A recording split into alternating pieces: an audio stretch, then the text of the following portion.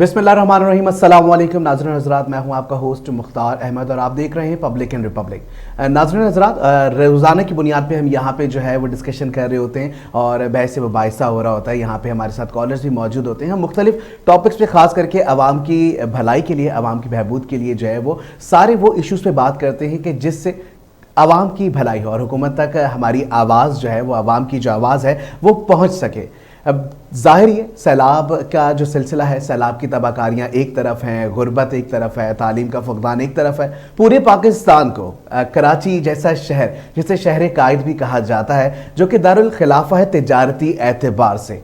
जी जनाब, मैं बात कर रहा हूँ कराची शहर की, और कराची शहर में आए दिन वारदातों का सिलसिला दोबारा से शुरू हो चुका है। मैं बात कर रहा हूँ कि वो शहर जो कि पूरे पाकिस्तान को सपोर्ट करता है, वो शहर जो कि तिजारती एतबार से रीढ़ की हड्डी के मानंद है, वो शहर जो कि ना सिर्फ इमदादी सरगर्मियों में सबसे आगे होता है, बल्कि पूरे मुल्क में अगर कभी भी किसी भी नागानी आफत का सामना करना पड़े तो पूरी कौम के साथ साथ अपने अंदर एक हमदर्दी का जज्बा रखे हुए हैं। इस शहर को, जो कि शहर कराची है, इस शहर में क्या कुछ हो रहा है, किस तरीके से लोगों के घर उजड़ रहे हैं, किस तरीके से लोग लुट रहे हैं, किस तरीके से लोग अपना सामान, अपना माल, अपनी जो अमाउंट है वो तक सेव करने पर मजबूर हो गए हैं, किस तरीके से इस शहर कराची को लोगों ने लावारिस छोड़ दिया है।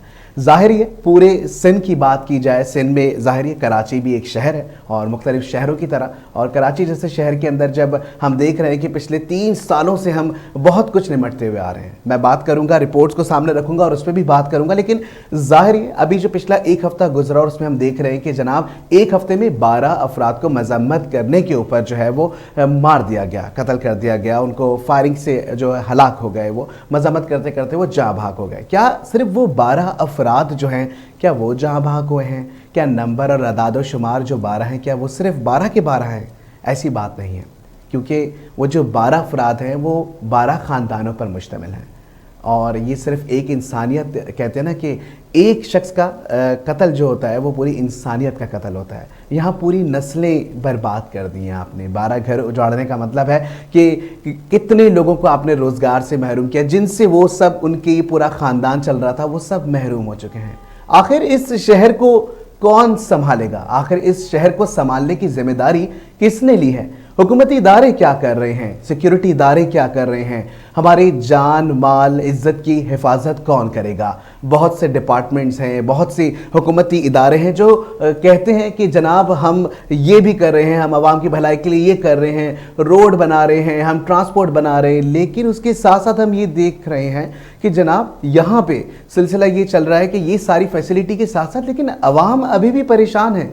कहाँ जाएं? रोड पे निकलते हैं तो चोरी हो जाती है, घर पे रहते हैं तो चोरी हो जाती है, आखिर जाएं तो जाएं कहाँ? अब मेरे साथ कॉल पे इस वक्त मौजूद है, जी हाँ बिल्कुल, मेरे साथ कॉल पे यहाँ पे मौजूद है आलिया बर्नी साहिबा मौजूद है। मैं इनसे भी बात करूंगा। अस्सलाम वालेकुम आलिया साहिबा।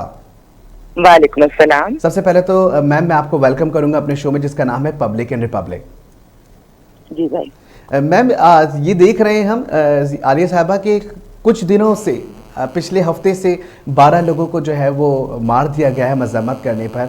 चोरियां हो रही हैं, डकैतियां हो रही हैं, इस तरह की इतनी वारदातें हो रही हैं। क्या कहेंगी, कराची शहर कहां से कहां जा रहा है? आप बिल्कुल ठीक कह रहे हैं कि ये हालात बद से बदतर होते जा रहे हैं। और अभी जिस तरह के क्राइसिस हम देख रहे हैं सैलाब के हवाले से, अल्लाह ताला रहम करे कि वो लोग जो पहले जमींदारी में गहरे उनको एक ही काम आता था जमींदारी, अब वो भी उनकी जमीन काबिल काश्त नहीं है, तो ये मसाइल अभी मजीद जन्म लेंगे, क्योंकि महंगाई अभी जन्म लेगी। और महंगाई के हवाले से लोग कैसे अपने रोजगार को और कैसे अपने घर को लेकर चल सकेंगे। और अगर मैं फिगर्स लूँ तो आज के युग में फिगर्स लूँ तो सिर्फ कराची नहीं, पूरा पाकिस्तान इसकी लपेट में है। पाकपतन में 2 मुबैना डाकू जो है वो अवाम के हत्थे चढ़ गए, और फिर ज़ाहिर हत्थे चढ़ते हैं तो अवाम के भी बहुत फ्रस्ट्रेटेड है। किसी का सामान जब आप छीनते हैं, किसी का मोबाइल, किसी की नकदी, किसी की तनख्वाह, तो वो भी अपने आपे में नहीं रहते, उन्होंने शदीद तशद्दुद करके और फिर उन्हें पुलिस के हवाले कर दिया। अब कौन जानता है कि ये पुलिस वाले उनके साथ कितनी सजा उनको देंगे या किस तरह का सिलसिला होगा, क्योंकि अगर हमारे पास पुलिस का निजाम बहुत अच्छा हो तो मैं नहीं समझती कि स्ट्रीट क्राइम इस तरह से बढ़ सकते हैं। अगर वो अपने आप को बहुत अपनी जिम्मेदारी को उसका एहसास करें तो ये चीजें कम होंगी, बढ़ेंगी नहीं, लेकिन हम मुतवातिर इनको बढ़ते हुए देख रहे हैं। फिर एक और खबर अभी जो सुनने में जो हमने देखी कि रवा साल 8 माह में 33 जो मुजरिम है वो फरार हो गए। ये क्या बात है कि अव्वल तो वो अरेस्ट नहीं होते, अगर अरेस्ट कर लिए जाए फिर वो फरार हो जाते हैं। ये किस किस्म का हमारे पास एक निजाम है, पुलिस का निजाम किस किस्म का है? और अगर यही निजाम है तो कैसे मुल्क के हालात बेहतर होंगे? और आलम ये है कि फैसलाबाद में एक कैश वैन जो है उसमें 4 करोड़ 4 करोड़ 96 लाख वो थे, 2 मुलजिमान उसमें पकड़े गए हैं। वो शख्स बैंक का मकरूज था, 20,000 रुपए का कर्जा भी उतारता था, दिन को बैंक की नौकरी करता था, रात को गार्ड की नौकरी करता था, दिन में गाड़ी चलाता था, रात को वो गार्ड की नौकरी करता था। यानी 2 नौकरियां करने के बावजूद उसका एंड रिजल्ट ये है कि वो वैन को वो लेकर गया है और उसने कोशिश की, उसने ये डकैती की वारदात सारी हुई है। और मुझे आप ये बताइएगा ना कि ये सारे केसेस सुनने के बाद पब्लिक, अवाम, उसके दिल पर क्या गुजरती होगी? वो अपने आप को कहाँ महफूज समझते होंगे जब इस तरह से लोग फरार हो जाएंगे? इस तरह से बैंक में रखी हुई रकम जो है वो तो अल्लाह का करम है कि पकड़े गए, लेकिन इसी तरह बैंकों पर भी डकैतियां हो जाती हैं, वो भी मुलजिम नहीं हमें मिल रहे होते, तस्वीरें भी मिल जाती भी आ जाती हैं, शक्लें भी नजर आ जाती हैं, उसके बावजूद कोई ऐसा निजाम नहीं है कि उनको पकड़ा जा सके। तो ये कोई अच्छी सूरत हाल नहीं है। और इस सूरत हाल में मैं समझती हूँ कि जब पकड़े नहीं जाते तो मुजरिमों के हौसले और ज्यादा बुलंद हो जाते हैं। ये जब जेल चले जाते हैं और इनमें बेहतरी नहीं आती है, वहां जाके ये मजीद ताल्लुकात बना लेते हैं और वहां बैठ के मजीद नए मंसूबे बनाते हैं, नए नए मिशन लेके बेबाक होके एक और टीम वर्क बना के बाहर निकलते हैं। तो फिर ये जो वाकयात है इनमें बतदरीज इजाफा ही होता रहेगा। मुझे बताइएगा कमी आएगी। जी जी, मुझे ये बताइएगा, खास करके आप ज़ाहिर हम फोकस कर रहे हैं पुलिस डिपार्टमेंट की अगर बात की जाए तो हम ये देखते हैं कि बहुत से ऐसे मुलजमान भी हैं जिनको पकड़ा जाता है, हिरासत में लिया जाता है और उसके बाद फिर जो है वो मुजरिम को FIR भी काट देते हैं, लेकिन उसके बावजूद हम देखते हैं कि जब वो दोबारा मुजरिम पकड़ा जाता है तो उस पर पहले की भी FIR दर्ज हो रही होती है। तो ज़ाहिर क्या इदारों को मजबूत होने की ज़रूरत है? इदारों को ही तो मजबूत होने की जरूरत है, क्योंकि जिस मुल्क में इदारे मजबूत होते हैं वही आवाम सुकून का सांस लेती है। कोई इंसान कानून से बालातर नहीं होता। ये इदारे हैं जो हमारे टैक्सेस पर चलते हैं, आवाम के टैक्सेस पर इनको सैलरी मिलती है, हम इनके लिए सब कुछ कर रहे होते हैं। इनके अपने घर का जो ब्रेड एंड बटर है, जाहिर है जिनकी सैलरी उसको कौन लेके चल रहा है? अवाम। लेकिन जब इनकी वजह से अवाम को सुकून नहीं मिलेगा और इनकी वजह से अगर फिर एक और हमारे पास अगर अदालती निजाम है, पुलिस का निजाम है, वहां इनको सख्त सजाएं नहीं दी जाएंगी तो इनकी हौसला अफजाई होती है, इन मुजरिमों की हौसला अफजाई होती है। ये पहले ही नेगेटिव होते हैं, ये पहले ही बेबाक होते हैं। जब इनके ऊपर कोई पकड़ नहीं होती है तो ये जो जो इनका जुर्म पकड़ा नहीं जाता तो ये छोटे से बड़ा और बड़े से बड़ा मुजरिम ये बन जाते हैं। इनके फिर पूरे गैंग्स हैं। अगर आप स्ट्रीट क्राइम भी लेंगे, ये कोई 1-2 लोगों का खेल नहीं होता, ये पूरे गैंग्स होते हैं। अगर 2 लूट रहा होता है तो एक बंदा पीछे खड़ा होता है, फिर आप उसको जिस वक्त पकड़ते हैं या मार कुटाई करते हैं तो जब पुलिस के हवाले करते हैं तब भी दिल में यही शक होता है कि जब हमने पुलिस को दे दिया है तो आया पुलिस इनको मंतकी अंजाम तक पहुंचाएगी या कोई और हमें सूरत हाल नजर आ जाएगी। ये एक ऐसी चीज है कि अवाम के दिल में एक फ्रस्ट्रेशन डेवलप होना शुरू हो जाती है कि मुजरिमों को पकड़ना, यू मारपीट करना ये अवाम का काम नहीं है, ये अवाम को नहीं करना चाहिए। लेकिन जब इदारे हैं, जब महकमे हैं, जब वो सारे सिक्योरिटी के लोग हैं, जब वो हमें मुतमईन नहीं करेंगे, जब वो अवाम को मुतमईन नहीं करेंगे तो फिर ये कवानीन जब इनके हाथ में आते हैं तो हर तरफ से तस्वीर बदसूरत नजर आती है। अवाम का तशद्दुद भी बदसूरत नजर आता है और उनके ऊपर जो एतबार नहीं है इदारों पर, वो भी कोई अच्छा इंप्रेशन नहीं डालता, न हम पे, न दुनिया पे और न हमारे आने वाले दिनों पे। सही।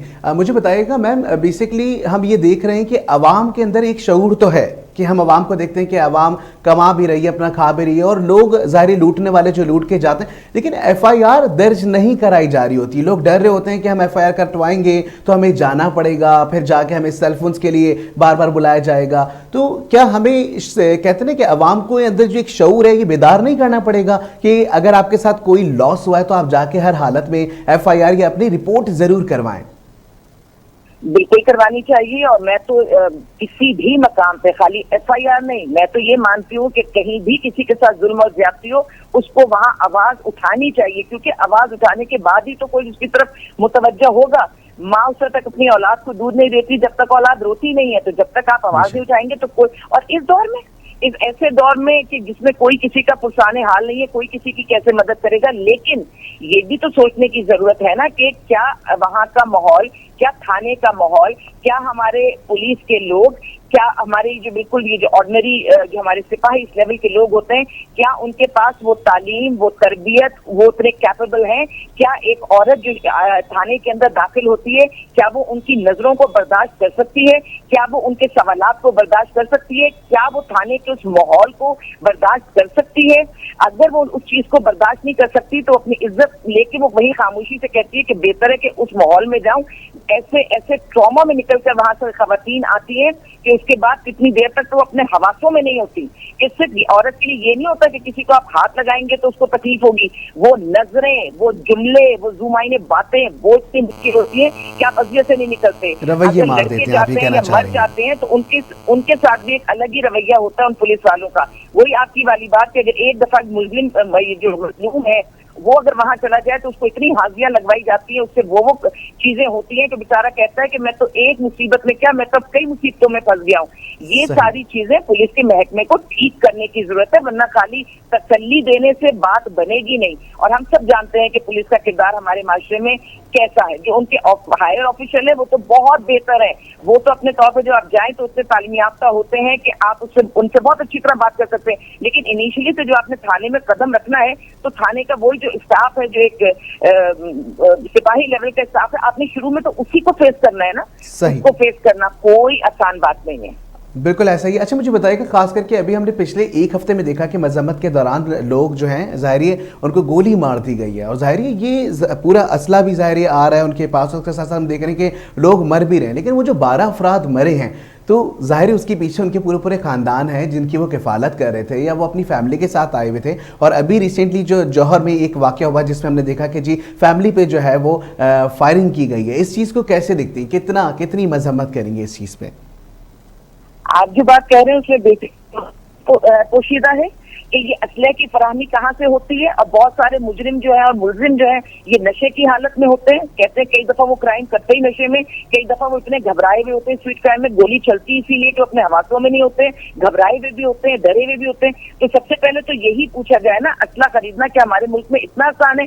हमें तो ये पता है कि शरीफ बंदा बगैर लाइसेंस के असला रख नहीं सकता। ये कौन से लोग हैं, ये कौन से ग्रुप्स हैं, ये कौन से गैंग हैं जिनके पास असला होता भी है, बगैर लाइसेंस के उस असले को रख भी सकते हैं, इस्तेमाल भी कर सकते हैं, और वारदात के लिए इनके पास नशा भी मौजूद होता है, ये नशा कर भी सकते हैं। हम रोड पर देखते हैं जगह जगह नाके लगे हुए होते हैं, पुलिस वालों के नाके इतनी बेहतरीन। हमारी पुलिस ऐसा नहीं है कि काम करना चाहे तो ना कर सके, करना चाहे तो जरूर कर सकती है। जिन जगहों पर ये नाके लगाते हैं, जिन जगहों पर ये उन बच्चों को पकड़ते हैं जहां इनको अंदाजा होता है कि यहाँ से गुजरने वाला लड़का या कोई यंग जो है इस वक्त अगर गाड़ी में है या वो बाइक पे, तो इन्हें इतने अंदाजे भी होते हैं कि इनके पास से असला बरामद होगा या इनके पास से नशा बरामद होगा या क्या चीज। तो वहां उनको रोकते भी, उन्हें पकड़ते भी, लेकिन ये है कि जैसे ही मुट्ठी गर्म होती है वहां से उनको छोड़ भी दिया जाता है। तो जब इस अंदाज में कार्रवाइयां की जाएंगी ये पकड़ सकते हैं, लेकिन पकड़ने के बाद अगर मुट्ठी गर्म होके ये उनको ना छोड़े तो हालात हमारे बहुत ज्यादा बेहतर हो सकते हैं। और शरीफ आदमी के लिए तो पाकिस्तान में इतने कवानीन है,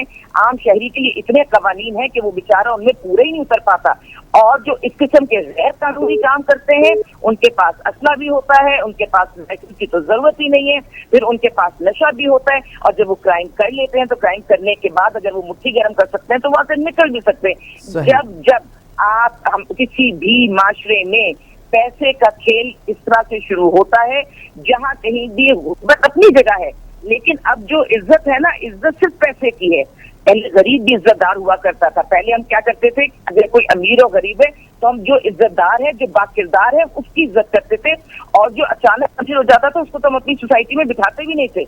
हम कहते थे इसके पास अचानक पैसा कैसे आ गया, इसने कहाँ से कमाया। लेकिन अब वो वाली चीज हमें नजर नहीं आ रही है। सब पैसा कमाने में इसलिए बहुत ज्यादा मसरूफ है क्योंकि इज्जत और पैसा ये चीज मशरूत हो गई है कि जिसके पास पैसा होगा उसी की इज्जत होगी। और मुकाबला तो ऐसा चल पड़ा है हमारे माशरे में, किसने क्या खाया, किसने क्या पहना, बीवी हो, माँ हो, हमारे माशरे की औरत भी ये सवाल नहीं करती है मर्द से कि आपके पास ये पैसा कहाँ से आया। मैं और लोगों को तो छोड़ देती हूँ, माशरे को, मोहल्ले को, रिश्तेदारों को एक तरफ कर देती हूँ। मैं सिर्फ अगर ये बात करूं कि माँ या बीवी, क्या वो ये सवाल करती है कि आप ये पैसा कहाँ से लाए? मैं बहुत सारे ऐसे लोगों को जानती हूँ, जाहिर है मेरा इनसे वास्ता पड़ता रहता है शेल्टर होम के हवाले से, लीगल केसेस के हवाले से।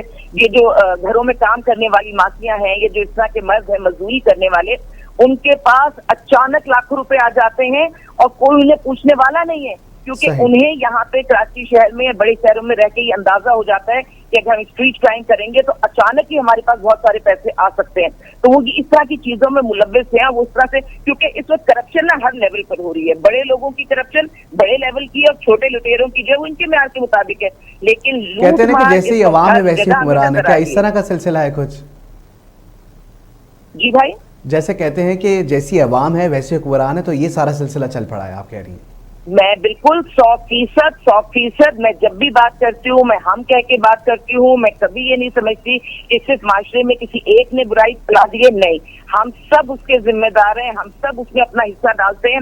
अगर किसी के ऊपर जुल्म हो रहा है, जबर हो रहा है, तो जो जुल्म कर रहा है वो भी उतना ही कसूरवार है, लेकिन जो जुल्म और जबर को बर्दाश्त कर रहा है वो भी, और जो खड़े होकर उस सारे खेल को, सारे तमाशे को देख रहा हो, कुछ नहीं कर रहा वो भी। तो आप देखिए ना, अगर आप पाकिस्तान की या किसी भी माशरे की आप बात करेंगे तो ये तीन ही कैटेगरीज होती है, जुल्म करने वाला, जुल्म सहने वाला, खड़े होकर जुल्म को देखने वाला। और हमारे पास जिसको करप्शन के जितने मौके मिलते हैं, कोई भी अपने करप्शन के मौके को जाने नहीं देता।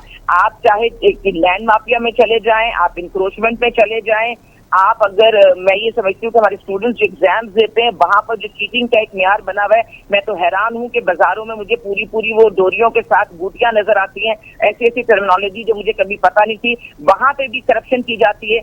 यहाँ पे तालीम का, इनका म्यार ये होगा कि चीटिंग कर कर नंबर मिलेंगे और पेपर, कितनी दफा पेपर्स आउट हो रहे होते हैं, पेपर्स कैसे आउट हो जाते हैं। तो बात यह है कि हमने करप्शन के लिए किसी को नहीं छोड़ा, और यही अगर इस तरह के तालीम याफ्ता लोग, डिग्रियों वाले किसी मकाम पर पहुंचते हैं तो हम कैसे उनसे ये उम्मीद करेंगे कि वो कोई अच्छी सर्विस दे सकेंगे, जब शुरू से डे वन से हमने किसी बच्चे को करप्शन सिखा दी और उसको ये बता दिया कि तुम गलत काम करके आगे किसी मकाम पर पहुंच सकते हो, तो उसको तो लगेगा कि यही शॉर्टकट बेहतर है। जबकि मेरा जाती तौर पर मेरा तजर्बा और मेरा मानना ये है कि जिंदगी में शॉर्टकट कुछ नहीं होता। वक्ती तौर पर अगर कोई चीज मिल भी जाती है तो वो आपके पास रह नहीं सकती, वो आपके पास से चली जाएगी। बेहतर है कि पूरा सफर तय करें और पूरा सफर तय करने के बाद किसी मंजिल पर पहुंचा जाए। हमारे पास जो भिखारी है, जो ये वाला तबका है, ये भी मैं जरूर मेंशन करना चाहूंगी कि करप्शन में कई जगह पे, करप्शन में क्या, डकैती में क्या, चोरी में क्या, ये भी बहुत बड़ा रोल है जो उन जगहों पर बैठे होते हैं। और भीख मांगने वाले को अगर इनसे ये कहा जाए कि आइए हम आपको नौकरी देते हैं,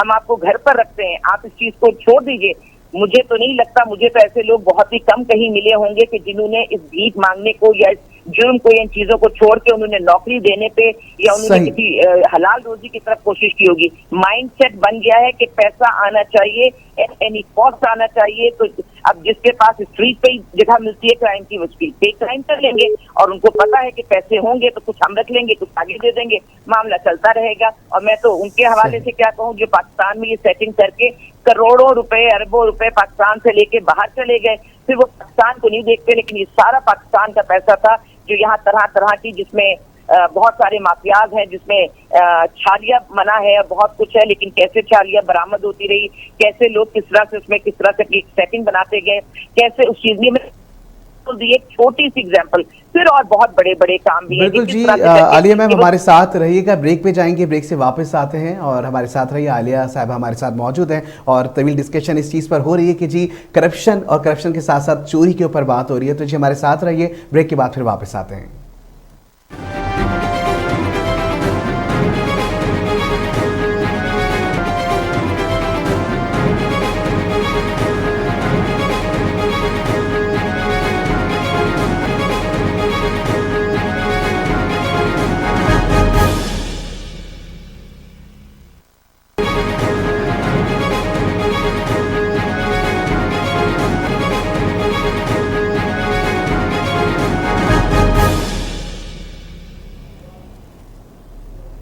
welcome back to the show. जी हाँ, हमारे साथ मौजूद हैं आलिया सारिम बर्नी मौजूद हैं और इस वक्त भी हमारे साथ वो लाइन पे मौजूद हैं। ज़ाहिर बात चल रही थी और ब्रेक लेना बहुत ज़्यादा ज़रूरी होता है यहाँ पे। आलिया मैम, ज़ाहिर आखिरी में मैं चाहूँगा क्योंकि वक्त बहुत कम होता है हमारे पास और भी कॉलर्स और सारी लाइन्स पे सब मौजूद होते हैं। मैं चाहूँगा आखिर में से ये बताएं, खास करके अभी जो हम देख रहे हैं कि रिसेंटली काफ़ी ज़्यादा इस चीज़ में इंक्रीजमेंट, मतलब हम ये देख रहे हैं कि करप्शन तो है एक जगह, ज़ाहिर एक तो ये माशरती फेल है, माशरे में आवाम है, लोग हैं, सब ये करप्शन का सिलसिला चल रहा है। लेकिन इसके साथ साथ हम ये देख रहे हैं कि अभी जो है खास करके स्ट्रीट क्राइम जो है वो पिछले 1-1.5 महीने से ज्यादा बढ़ गई है। जब से इस सैलाब और ये सारा सिलसिला हुआ है उसके बाद से काफी ज्यादा इसमें जो है हम देख रहे हैं कि काफी ज्यादा इजाफा हुआ है। कैसे देखती हैं इस चीज को? बात यह है कि बहुत अल्लाह ताला रहम करे हमारे मुल्क पर। ये सैलाब की सूरत हाल बहुत ही खतरनाक है, बहुत तकलीफ दे है, वो लोग बहुत मुश्किल और अजियत में है। लेकिन एक वो जो सोच मैंने कई जगह पर मैंने लोगों को ये कहते सुना कि उन सब लोगों को जो इंटीरियर सिंध में है उन सबको सैलाब ज़द्दान को कराची में लाया जाए और कराची में यहाँ उनको एडजस्ट किया जाए। देखिए, कराची की क्या आबादी हम नहीं जानते कि इस वक्त भी हद से ज्यादा तजावुज कर चुकी है। कराची की आबादी सिर्फ 3 करोड़ से ज्यादा है। यहाँ लॉ एंड ऑर्डर की सिचुएशन क्या है हम सबके सामने मौजूद है। अच्छा, ये तो बिल्कुल एक दुख है कि भाई सैलाब आया, लेकिन उनको उनकी जगहों पर फैसिलिटेट कीजिए। वो जहाँ पे रहते हैं उन्हें इस वक्त एक मजीद मेंटल ट्रॉमा नहीं दीजिए, आप उनको अजियत नहीं दीजिए कि एक तो सैलाब की अजियत, फिर हम उनका घर, उनका इलाका, उनकी जगह भी छीन लें, क्योंकि हम उनको वहां फैसिलिटेट नहीं कर सकते, वहां सैलाब से उनको हम बचा के उनकी जमीन को फिर काश्त के काबिल ना बना सकें। तो ये कोई सही बात नहीं है। और दूसरी बात ये कि अगर हम उन्हें वहां से यहाँ कराची लेकर आएंगे, कराची का अपना एक माहौल है, यहाँ का अपना माइंड सेट है, वहाँ का अपना माइंड सेट है। कराची में आने के बाद उनको जो अल्लाह का जो भी करम कराची पे इस वक्त है कि जो खाने पीने की चीजें जो होंगी, आपको लगता है क्या ये जस्टिफाइड है कि एक भूखे को, एक परेशान हाल को ऐसी किसी जगह पर लाकर बिठाया जाए जहां वो ये देखेगा कि कई लोग तो गाड़ियों में आते हैं, अपने बच्चों को खिलाते हैं, पिलाते हैं, वो ऐश करते हुए चले जाएं, और ये रोड के किनारे बेचारे भूखे प्यासे मजबूर लोग ये देख रहे हो कि किस तरह से उनके पास इतनी सहूलतें हैं, जबकि हम सब एक ही मुल्क में है ना। वो ये देखें कि उनके पास सहूलतें, उनके बच्चों के पास, तो क्या उनके दिल में पॉजिटिव बातें आएंगी या नेगेटिव? तो जज्बाती फैसले काम नहीं करते।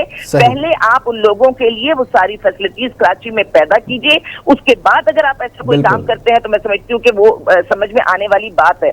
और दूसरी बात ये कि आप ये जो लोग आ गए हैं, क्योंकि गवर्नमेंट ने उस तरह से फैसिलिटेट तो नहीं किया। मैं रोड के सेंटर में देखती हूँ कि जवान माए हैं और उनके साथ वो छोटे शीख और बच्चे हैं, उन्हें एक प्राइवेसी की जगह है उस माँ को और उस बच्चे को, जो कि रोड पे के सेंटर में जाहिर है वो बेचारी इन चीजों के लिए वो मजबूर हैं, या छोटे बच्चे हैं वहीं रफाए हाजत वो कर रहे हैं। कहाँ जो हमारी रोड के सेंटर में जरा सी जगह बनी होती है, माओ के पास से बच्चियां भी, इस रात को सोइए केस आया है कि भी औरत सोई है और सुबह उसकी छोटी बच्ची गायब हो गई है।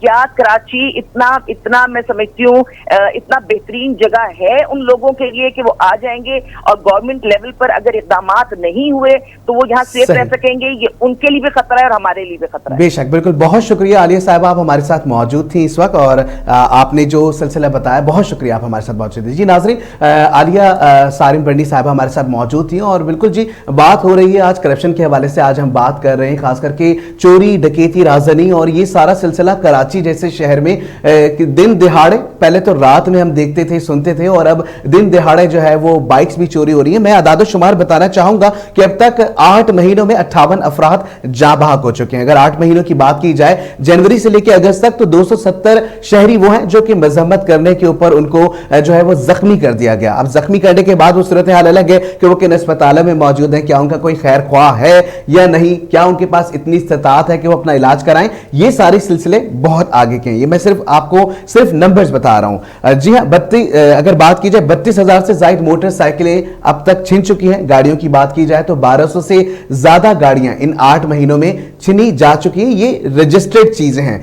20,000 के करीब सेलफोन जो हैं वो छीन लिए गए हैं या सेलफोन जो है चोरी कर लिए गए हैं। अगर इसी तरीके से बैंक में वारदातें देखें तो बैंक की वारदातें भी अपनी जगह 2 से 3 बार बैंक की बड़ी वारदातें हो चुकी हैं। ये 8 महीने के वो फिगर्स हैं कि जो हम देख रहे हैं कि इस साल क्या कुछ हुआ और किस तरीके से कराची जैसे शहर को लूटा गया है। बिल्कुल जी, अगर इसी तरीके से बात की जाए कि शहरियों के हवाले से बात की जाए कि शहरी अपने आप को प्रोटेक्टिव नहीं समझ रहे, अगर पुलिस उनको रोकती है और अगर उनसे जांच पड़ताल करने की कोशिश करती है तो वो उससे पहले कहीं ना कहीं शॉर्टकट देखना शुरू कर देते हैं या वो उससे पहले कहीं ना कहीं से निकल जाते हैं। वजह क्या है? बेसिक वजह यही है कि जी सिलसिला यह है कि कहीं उनको रोक के उनसे किसी किस्म की अमाउंट या किसी किस्म की इस तरह की दरखास्त ना की जाए, तो वो इन सारी चीजों से इज्तनाब कर रहे होते हैं। तो जनाब पूरा मुआशरा जो है इस वक्त देख रहे हैं कि इदारों की सख्तियां कहां तक हैं, इदारे किस तरीके से परफॉर्म कर रहे हैं। अवाम, जाहिर अवाम को तो बुरा हाल है, महंगाई ने उन्हें एक चक्की में पीसा हुआ है। एक वो चोर या एक वो डकैत जो कि मजबूरी के तहत, कुछ ऐसे हैं जो कि जिनका प्रोफेशन है, और इसी तरीके से हम देख रहे हैं कि जनाब यहां पे जो प्रोफेशन के साथ साथ कुछ ऐसे भी लोग हैं जो कि मजबूर होके और मजबूरी के हालत में जो है वो हम देखते हैं कि वो चोरी करने पे जो है मजबूर हो गए, क्योंकि महंगाई और मुफलिसी ने उनको इतना घेर के रखा। वजी हमारे साथ लाइव कॉल पे मौजूद है। अस्सलाम वालेकुम। वालेकुम सलाम। हेलो जी, अस्सलाम वालेकुम। बिलाल खान हमारे साथ लाइन पर इस वक्त मौजूद हैं, सीनियर क्राइम रिपोर्टर हैं इस वक्त, और हम उनसे बात करेंगे। मुझे बताइएगा, लाइन पे मौजूद है? जी बिल्कुल, मैं मौजूद हूँ। हेलो। बिल्कुल जी, इस वक्त हमारे साथ लाइन पे कौन मौजूद है, हम इस वक्त रब्ता करने की कोशिश कर रहे हैं, हमारी टीम मौजूद है। आपको बताते चले फिर कि जी अब तक के जो 58 अफराद जहाँ भाग हुए हैं 8 महीने में, सिलसिला कुछ समझ नहीं आ रहा कि अवाम किस पे दर पे है, अवाम हुकूमत को क्या कहे, ये जो इदारे हैं जो कि कंट्रोल कर रहे होते हैं किस तरीके से कंट्रोल कर रहे हैं। ये सारा वो सिलसिला है कि जो हम देख रहे हैं, हमें समझ नहीं आ रहा। ब्रेक पे जाएंगे और ब्रेक से हम वापस आएंगे और फिर आपके साथ कंटिन्यू करते हैं इस चीज़ को और देखते हैं कि किस तरीके से जो है वो सिलसिला आगे जा रहा है, किस तरीके से लोग जो हैं वो खास करके चोरी करने पे जो है वो बेबस हो चुके हैं, किस तरीके से महंगाई ने उनको घेरा है, किस तरीके से उनकी अपनी कुछ ऐसी मजबूरियां हैं जिन्होंने उनको इस चीज पे मजबूर किया। तो ब्रेक पे जाएंगे, ब्रेक से वापस आते हैं, हमारे साथ रहिएगा।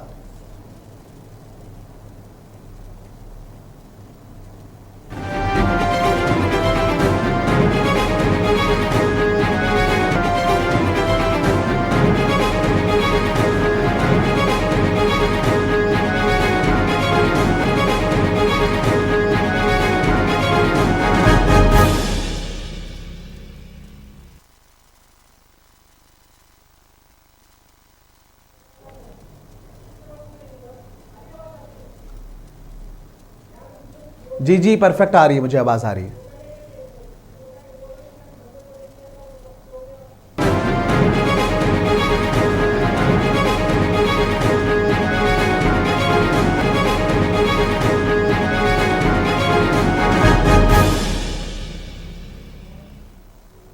Welcome back to the show. जी हाँ नाजरीन, तो आज हम बात कर रहे हैं करप्शन के हवाले से। आज हम बात कर रहे हैं कि स्ट्रीट क्राइम कराची में ज़ाहिर है 58% से तजावुज़ कर चुका है। मतलब क्राइम रेट की अगर बात कर रहे हैं या क्राइम के हवाले से बात कर रहे हैं तो यहाँ सिर्फ सवाल ये नहीं होता कि क्राइम जो है वो किसने किया है। क्राइम ज़ाहिर अगर हो रहा है तो बिल्कुल हाँ जी हाँ बिल्कुल, यहाँ पे मैं बताऊँ आपको कि जी अगर करप्शन के हवाले से बात कर रहे हैं या क्राइम के हवाले से बात कर रहे हैं या हम बात करें कि जी ये खास करके स्ट्रीट क्राइम में इतना जो है वो काफ़ी ज़्यादा इजाफा देखने में आ रहा है। शहरी परेशान हाल नज़र आ रहे हैं हमें, लेकिन इसके साथ साथ क्या है, क्या कोई लबे लुबाब है, क्या कोई ऐसे इदारे हैं जो कि इस पे कंट्रोल करें? क्योंकि इतना ज़्यादा किसी चीज़ का बढ़ जाना बहुत ज़्यादा कहते हैं ना कि तशवीशनाक एक सूरत हाल है। कराची में लोग डर चुके हैं, सहम चुके हैं। वो ये कहते हैं कि हम घर से अगर निकल के जा रहे हैं तो कैसे जाएं। ये रोशनियों का शहर है कराची, और हम ये देख रहे हैं कि ये जो रोशनियों का शहर है, इस शहर में हम ये देख रहे हैं कि अब अंधेरा ही अंधेरा नज़र आ रहा है, कोई राह नज़र नहीं आ रही है।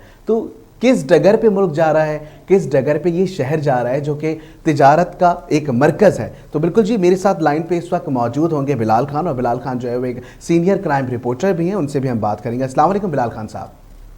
वालेकुम अस्सलाम। बिलाल खान साहब, सबसे पहले तो मैं वेलकम करूंगा अपने शो में जिसका नाम है पब्लिक एंड रिपब्लिक। और सर मुझे ये बताइएगा, आप सीनियर क्राइम रिपोर्टर हैं, कराची में होते हैं, किस तरीके से देख रहे हैं क्राइम क्यों इतना ज़्यादा बढ़ते जा रहा है? जी बहुत शुक्रिया। देखिए कराची में स्ट्रीट क्राइम वो बला है जिसको काबू करने में सिंध पुलिस मुकम्मल तौर पर नाकाम दिखाई देती है। 2 से 3 दिन कबल एडिशनल आईजी कराची जावेद आलम ओडो की जानिब से एक शाहीन पोस्ट बनाने का ऐलान किया था, जिसके बाद अब वो सड़कों पर है और उनकी कोशिश है कि जो वारदातें हो रही हैं शहर के मुख्तलिफ इलाकों में उनको रोका जाए। और जो उस पोस्ट के अंदर मौजूद 200 एहलकार है वो माहिर निशानाबाज भी हैं और उनको इस पर्पज से रखा गया है कि जो वारदातें हो रही है शहर में, सड़कों में, गलियों में, उन मुल्जिमान का ताकुब किया जाए और ताकुब करने के साथ उनके साथ मुकाबला अगर हो जाए तो मुकाबला भी किया जाए और उनको जो है वो फिल फौर गिरफ्तार किया जाए। लेकिन ऐसी अभी तक कोई हिकमत अमली अभी सामने नहीं आ सकी है जिससे ये वाज़े तौर पर हो सके कि कोई मुल्जिमान अब तक इस फोर्स में गिरफ्तार किए हों। शहर के मुख्तलिफ अजला हैं जहाँ पर रोजाना की बुनियाद पर मुतअद्दिद स्ट्रीट क्राइम की वारदातें हो रही हैं, गाड़ियाँ चोरी हो रही हैं, गाड़ियाँ छीनी जा रही हैं, मोटरसाइकिल जो कि एक आम शहरी की सवारी है उसको भी यहाँ पर नहीं बख्शा जा रहा। रोजाना की बुनियाद पर 100 से ज्यादा मोटरसाइकिलें चोरी हो जाती है या अस्ते के जोर पर जो है छीन ली जाती है। लेकिन पुलिस जो है वो क्या कर रही है, ये भी एक सवालिया निशान है पुलिस की कारकर्दगी पर। और पुलिस ये कोशिश कर रही है कि हम इस वारदातों को रोक लें, लेकिन सिंध में, पाकिस्तान में बेरोजगारी इतनी है कि बाप और बेटा एक साथ वारदातें कर रहे हैं, जबकि 14 साल जो कि बच्चों के स्कूल जाने की उम्रें होती हैं उनमें वो स्ट्रीट क्राइम की वारदातें कर रहे हैं। 12 साल के लड़के जो है अब से कुछ दिन कबल गिरफ्तार हुए थे जो कि अस्ते के जोर पर अलीबाद के इलाके में स्ट्रीट क्राइम की वारदातें कर रहे थे। ऐसे ही डिस्ट्रिक्ट सेंट्रल में समनाबाद का इलाका है जहां पर 2 दिन कबल एक और पुलिस ने कार्रवाई की जहां पर बाप बेटा मिलकर स्ट्रीट क्राइम की वारदातें कर रहे थे जिन्हें शहरियों ने पकड़ा था। पकड़ने के बाद पुलिस के हवाले किया था। तो सूरत हाल काफी जो है वो अबतर नजर आ रही है और जो शहर में स्ट्रीट क्राइम की शरह है वो सबसे बड़ी वजह उसकी ये देखने को मिल रही है कि यहाँ पर बेरोजगारी बढ़ती जा रही है। दूसरी जानिब ये एक और चीज मैं आपको बताना चलूँ कि जो मोटरसाइकिल चोरी हो रही है, उसके अलावा जो स्ट्रीट क्राइम की वारदातें हो रही है, ये कुछ हद तक जो है आप कह लें कि बेरोजगारी का भी नतीजा। दूसरी जानिब जो नशा आवर चीजें इस्तेमाल करते हैं अफराद, उन वो भी एक बड़ा सबब है शहर कायद में, जहाँ पर ये एक आसान हदफ समझा जाता है कि आस्था दिखाओ, मोबाइल छीनो, कैश छीनो और जो है रफू चक्कर हो जाओ। तो इसको आसान हदफ जो है कराची में रहने वाले जो मुल्जिमान है उन्होंने समझा हुआ है और वो शहर की जो है 4-5 गलियों में घूमते हैं। घूमने के बाद 10-12 मोबाइल फोन छीनते हैं और 10-12 हज़ार रुपये कैश जमा होता है और वो चले जाते हैं। जाने के बाद एक महफूज मकाम से मुंतकिल हो जाते हैं और जो नशा वो इस्तेमाल करते हैं उनको आसानी से जो है शहर के मुख्तलिफ इलाकों में मिल जाता है। और यही वजह है कि ये आसान स्ट्रीट क्राइम की वारदातें मुल्जिमान को लगती हैं और उसी वजह से जो है स्ट्रीट क्राइम की वारदातें रोजाना की बुनियाद पर बढ़ रही हैं। तो इंतहाई अफसोस का जो है वो मकाम देखने को मिल रहा है कि शहर कायद की सड़कों पर मोटरसाइकिलें हों या जो है मोबाइल फोन हों, आप अपनी दहलीज पे भी लूट लिए जाते हैं। आप किसी सड़क पे चल रहे हो पैदल तो आप बिना खौफ जो है वो नहीं चल सकते, आपको उस मकाम पे भी लूट किया जाएगा। मैं जाती तौर पर जब घर से बाहर निकलता हूँ अपने तो ये कोशिश करता हूँ कि टच मोबाइल, एंड्रॉयड या आईफोन मोबाइल लेके ना चलूं, बल्कि एक छोटा कीपैड का मोबाइल जो है वो अपने लेकिन वो तो मजब्बत करने पे या हम ये भी देखते हैं कि अगर आपके पास छोटा मोबाइल है तो भी वो मार के चले जाते हैं। इसको कैसे देखते हैं? खास करके एक तो क्राइम आप कर रहे हैं, आपने किसी की कोई प्रॉपर्टी ले ली है और उसके बावजूद आप उसकी जान भी लेके जा रहे हैं, इसको कैसे देखते हैं? देखिए शहर कायद में मैंने आपको बताया कि आसान हदफ मोबाइल फोन छीनना है और जब तक इसकी रोकथाम नहीं हो सकेगी, मज़ाहमत देखें मुझ जैसा आदमी कि जो कि 10 घंटे 12 घंटे ड्यूटी करता है, ड्यूटी करने के बाद एक हलाल तरीके से मोबाइल लेता है तो कोशिश करता है कि यार ऐसे मोबाइल जो है मेरे साथ ना छीना जाए। ऐसे ही कराची की सड़कों पर हजारों लाखों लोग हैं जो कि 8-8 10-10 घंटे जो है अपनी मेहनत करते हैं। मेहनत करने के बाद अपना कीमती मोबाइल जो है वो लेते हैं। लेने के बाद एक शख्स आता है, अस्ता दिखाता है, अस्ता दिखा के वो मोबाइल जो है वो छीन कर चला जाता है। अफसोस जरूर रहता है कुछ लोग जो है वो बेवकूफ़ी कह लें इसको कि मज़ाहमत असले के सामने करते हैं और उसी सूरत में अपनी जान गंवानी पड़ती है उनको। लेकिन मुल्जिमान जो है ज़्यादातर जो हमने ये देखा है स्ट्रीट क्राइम करने वाले वो ज़्यादातर नशे के आदी होते हैं और वो नशे की लत की वजह से जो है ये वारदातें करते हैं। और कई ऐसे मुल्जिमान हैं जो कि नशे में होते हैं और नशे में होकर जो है वो शहर की सड़कों पे निकलते हैं और असला जो है वो हाथ में थमा हुआ होता है, और थामने के बाद जब वो सड़कों पे गलियों में घूमते हैं तो वो ये समझते हैं कि हमसे ज्यादा जो है कीमती जान किसी की नहीं है। इस वजह से वो कोई भी सामने आता है, कोई भी शहरी जो है वो थोड़ी सी भी मज़ाहमत करता है, उसको गोली मार के बासानी फरार हो जाते हैं। इस हवाले से मुझे बताइए कि खास करके जब ये मुल्ज़िमान की कार्रवाइयां हो रही होती हैं और अगर कोई कहते हैं ना कि जब आवाम का एक रद्दमल आता है, आवाम जब किसी को पकड़ लेती है, उनके हत्थे कोई चोर चढ़ जाता है, फिर उसके बाद पुलिस तक बात जाती है, जब वो पुलिस उसको अपनी कस्टडी में लेती है, तो ये जो मुजरिम होते हैं ये कराची में ही पाए जा रहे होते हैं, कराची के ही होते हैं या अंदरूनी किसी और शहरों से आ रहे होते हैं? क्या सिलसिला है, इस पर क्या कहेंगे आप? देखें, जराइम पेशा का कोई शहर नहीं होता, ठीक है, कोई इलाका नहीं होता, कोई जो है एरिया जो है आप कह लें कि नहीं होता।